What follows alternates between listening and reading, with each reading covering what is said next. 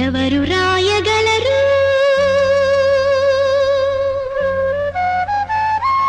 అమ్మాను మాట కన్న కమ్మని కావ్యం